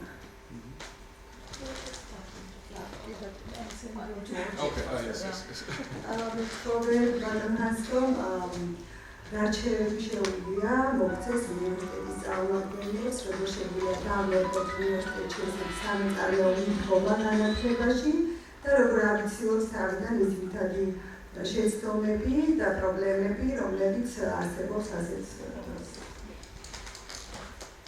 It could be a long answer to that, but I will do the short answer. And my short answer is to avoid what is called in science philosophy sloppy relativism, where you are in perspectivization. This is to respect the other's perspective, the perspective of the other. And to avoid that, my core enter as a defend your disciplinary or your passion with the other, not at the expense of the other. And that is so easily said and so difficult practice. I cooperate with archaeologists, with historians. I have a master in history. I have a bachelor in pedagogy. So I did my fair share of cheating outside business administration when it comes to formal exams as well. So I was good off when it comes to this. Nowadays, I operate with archaeologists, historians, Sweden's most famous designer, health care people, nurses, etc., etc., etc. IT people for sure, many. So it is also a thing you can train, no matter how old, you can be 25 or 85. As long as you have made up your mind that I will not just lay down dead and give away my passion. It's my discipline, it's my subject, right? But I will do that in dialogue with you, not at the expense of you, that I want to eat you. That is the most important.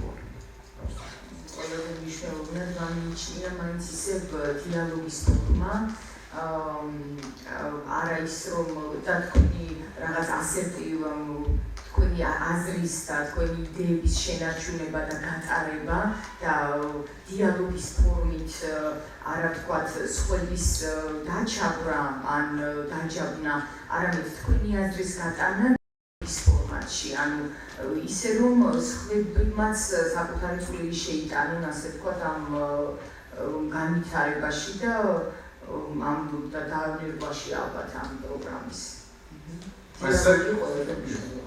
The second aspect of that is start by making the other, whoever that other is, feel that his or her or their perspective is respected before you sort of start defending yourself and your one. And if both goes like that, of course it becomes like a ping pong game. But as the entrepreneur always, very often take that responsibility because of not imposing the venture or him or herself on the other first. That can come second because you have a kind of strong case when you come with that discourse. So try to avoid raising the barricades and go to sort of state your perspective first and allow the other one, because that lowers the tension in all cross and multidisciplinary action, and then the time comes. So that is the particular dialogical responsibility in the turn taking for the entrepreneur. The entrepreneur needs to take that leadership, to put it like that, not to start off with my thing, but to invite each and every stakeholder to share their thing, and then the entrepreneur can sneak in or present his or her thing. The order of things is important here, and that's the leadership responsibility of the entrepreneur in the dialogical situation.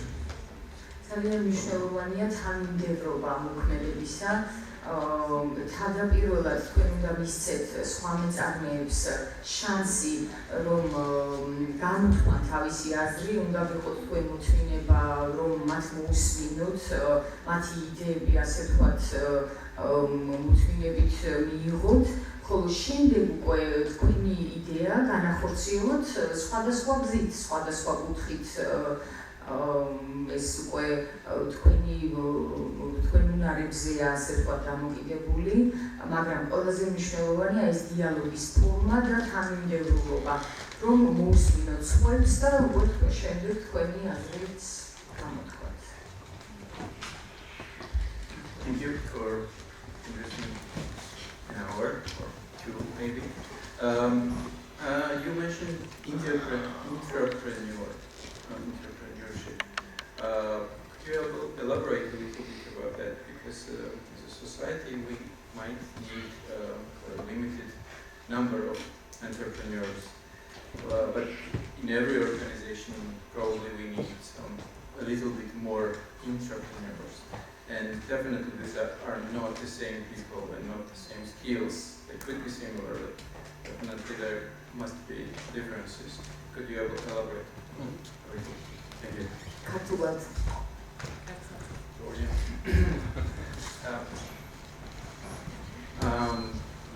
Entrepreneur, I don't know that word in Georgian. Entrepreneur. Whatever the word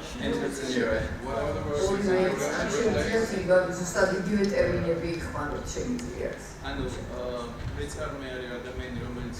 ბიზნესში გამოწყობებს აკეთებს, ახალ იდეებს ამიფერებს, პრინციპში არის გამფუძნებელი კლუბი, მაგრამ ორგანიზაციაში ყავს ადამიანები, რომლებიც ახალ იდეებს, ახალ ფუნქციებს, ძველ სტრუქტურებს თავშეცდილოს, გაუმჯობესოს, თუმცა ინტერპრეტაციას, ესეთი სიტყვა მე არ მომიძებნებაში, პირობის თავშეცდილოში არ ვიყენებ და აი ამ ორ როლს შორის რა განსხვავება არის, რეალურად საზოგადოებაში ჩვენ ჭირდება რა თქმა უნდა ჭირდება მეწარმეები, ვინც ახალ ბიზნესებს დაიწყებს, მაგრამ ასევე ჭირდება ხალხი, რომელიც არსებულ ორგანიზაციებში შიგნიდან გააგრძელებენ ამ ორგანიზაციის დახოცვას, გამეფერებას და აი მათ შორის განსხვავებები რა არის, შეიძლება რომ ხალხს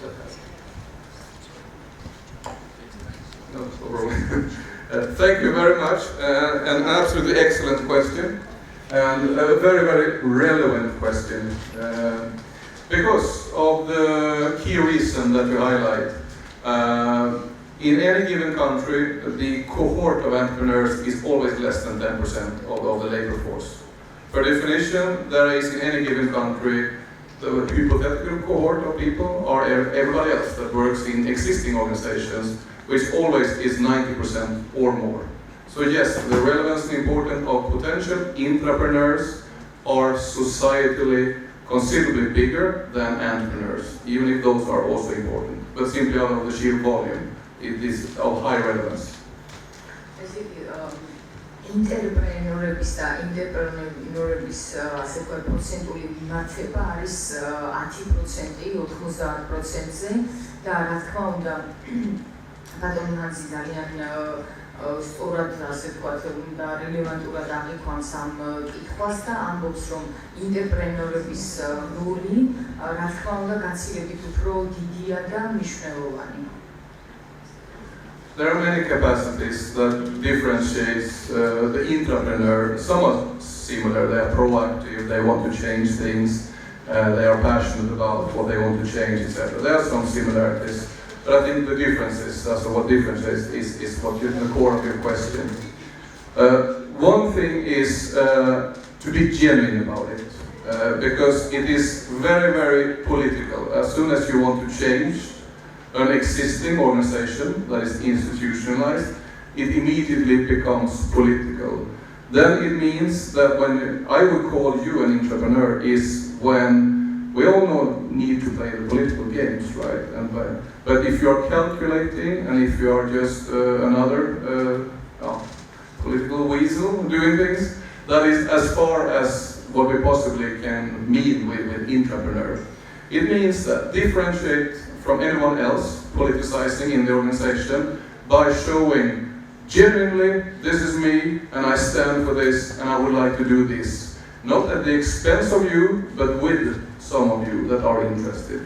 Be genuine, that's the most important, to differentiate from the other politicizing people that always is in an organization. ინტერპრენეურისთვის აუცილებელია იყოს უწყვეტი ასე ვთქვათ ათენტური და მას შეიძლება თუ ვთქვათ სრული გაუჩნდება რომ მისი ორგანიზაცია გადააკეთოს და რაღაც დიდი რეფორმები მოახდინოს, აუცილებლად ეს დაკავშირებული იქნება პოლიტიკურ ძვლებთან, ასე ვთქვათ პოლიტიკურ საკითხებთან ძალიან ახლოს იქნება, პოლიტიკურ სფეროსთან უფრო სწორად რომ ვთქვათ და ერთ-ერთი დიდი სხვაობა მე მაგალითად ვერ დავინახე აი ეს ტერმინებს შორის ინტერპრენორი და ინტერპრენორი თუ თქვენ უფრო რაღაცა უფრო დაინახეთ ამ ეს სხვაობა შეიძლება თუ ქართულად თქვით Вообще, в вашей организации нашего музея была парагитара, то, что бизнес исполнится.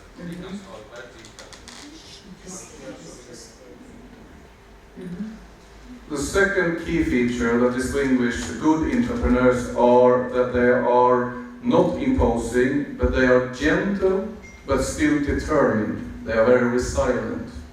They insist in the long run by, once again, not causing too much sort of fuss, but to travel gently. But still very distinct and determined. It's very clear, once again, about the genuine part. It's clear what you want, right?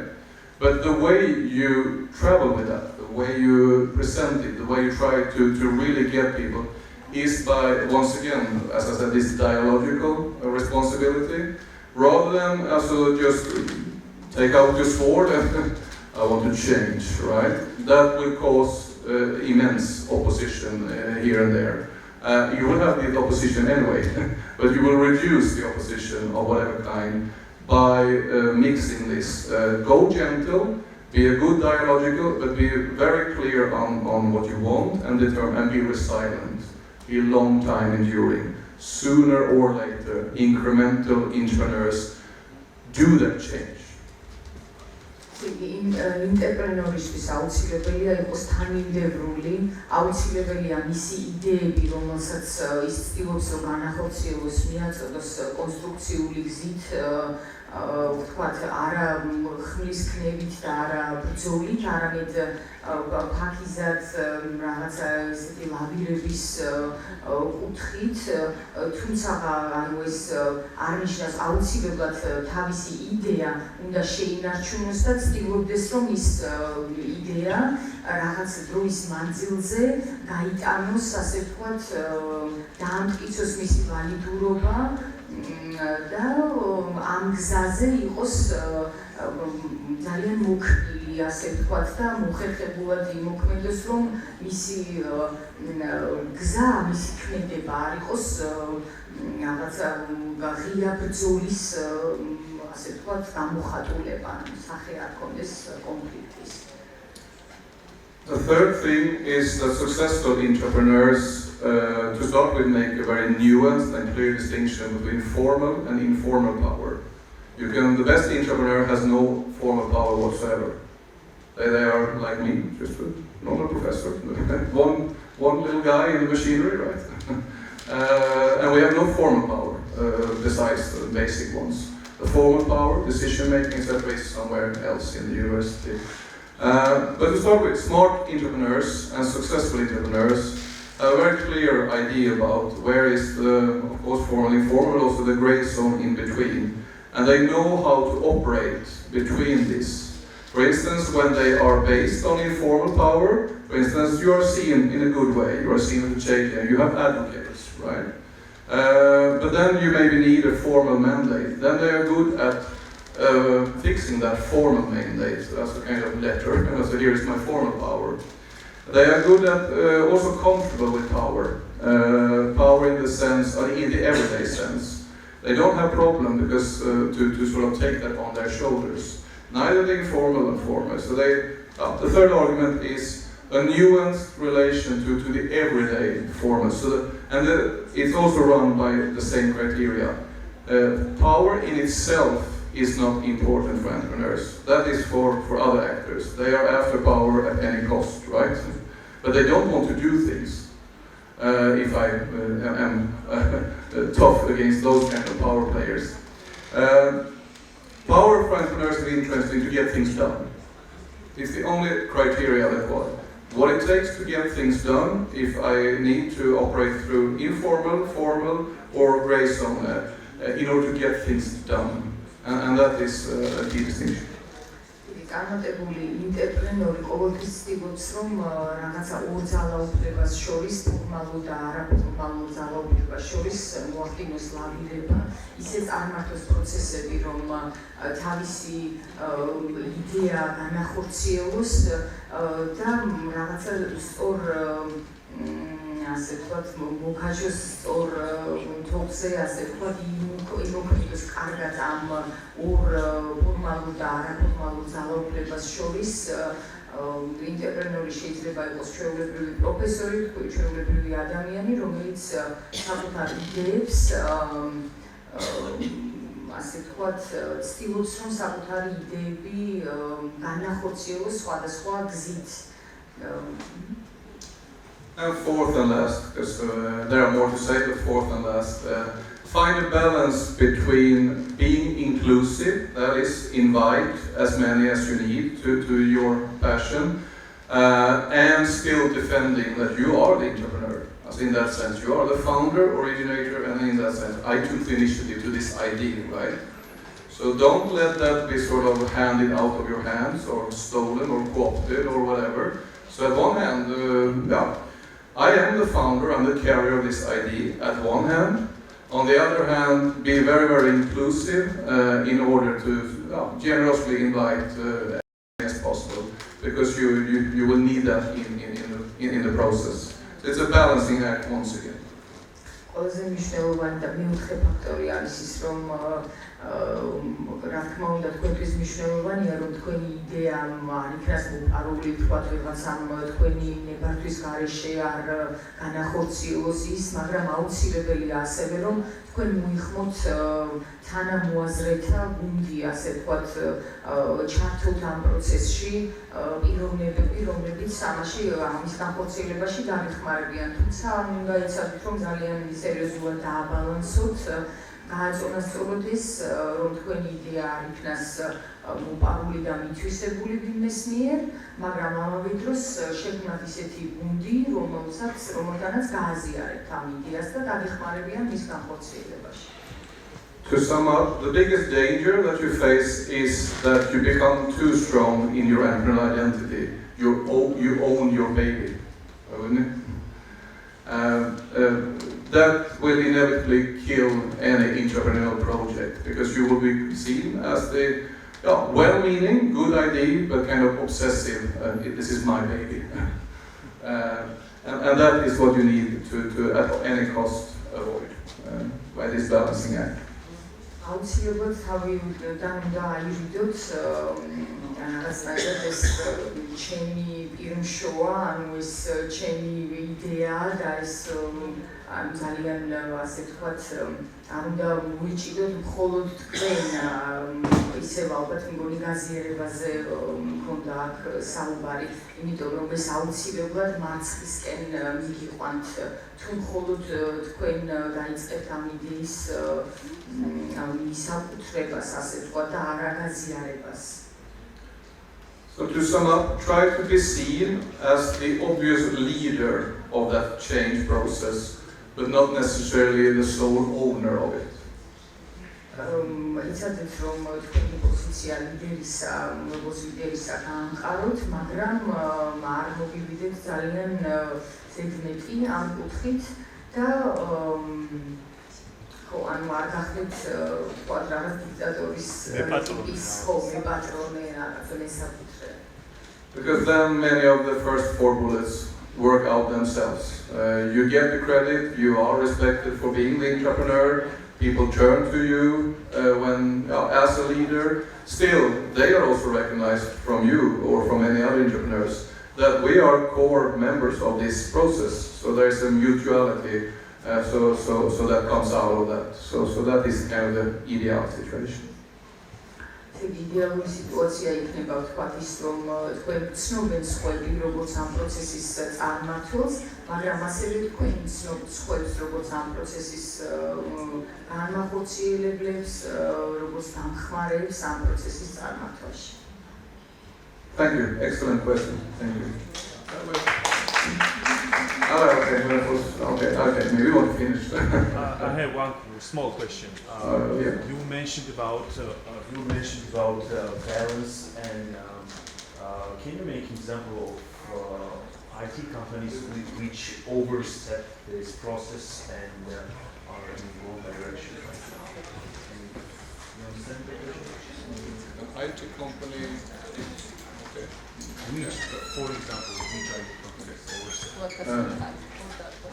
The question was, I'm not sure everybody heard, was an example of, I was discussing balancing acts.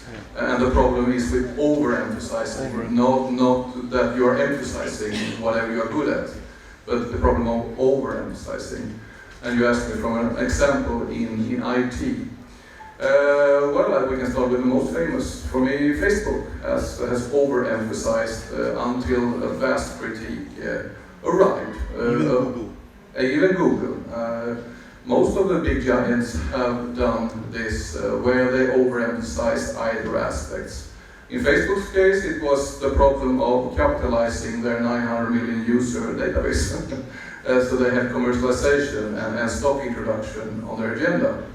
And then they overemphasized that phase, the commercial aspect, and completely ignored personal integrity, protection of personal data. A lot of us, as civil society, as you and me, as citizens, we became extremely worried, and it hit their brand enormously. They had big problems. They sold it, but it was kind of a sour apple. They didn't bite it very voluntarily. If it wouldn't have been for a very strong critique all over, and also the act of the European Commission in that sense, because the US regulatory bodies didn't do enough, because it's more liberal. So it was, in that sense, you see also the importance of strong institutions to simply not okay, but also an enormous strong response from citizens that this is not okay. And I think, to stop there, that most of the giants have, at certain points in the time, done that mistake. And then we're back to your point. Hopefully, they are fast learners and take it to the heart and change. And if not, the problems can be devastating or very serious.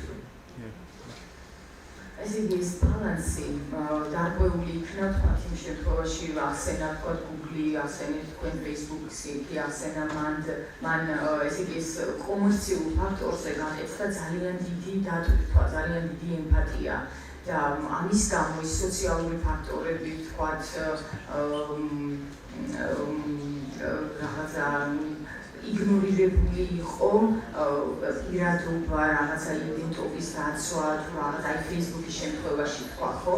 უფრო კომერციალიზაციაზე გაკეთდა ძალიან დიდი დატვირთვა და ამან მიიყვანა ეს კომპანია იქამდე, რომ ძალიან სერიოზული კრიტიკა დაიწყო და სერიოზული გამოსვლები, ხალხის პროტესტი თქვათ და მაგრამ თუმცა მათი წარმატებული მეწარმეობა იმაშიც აისახა, რომ ის პრობლემები მალევე რაღაცნაირად გადაჭრეს და მალევე პროცესია ჯერ კიდევ. ხო. თუმცა აი ადაპტაცია მაინც მოახერხეს და სწრაფად რეაგირებდნენ. My apologies for taking too much of your time. I think we need to call it a day there, and if you want to discuss more, I'm here. So, but here and now, thank you for your patience, and my apologies once again for taking too much of your time.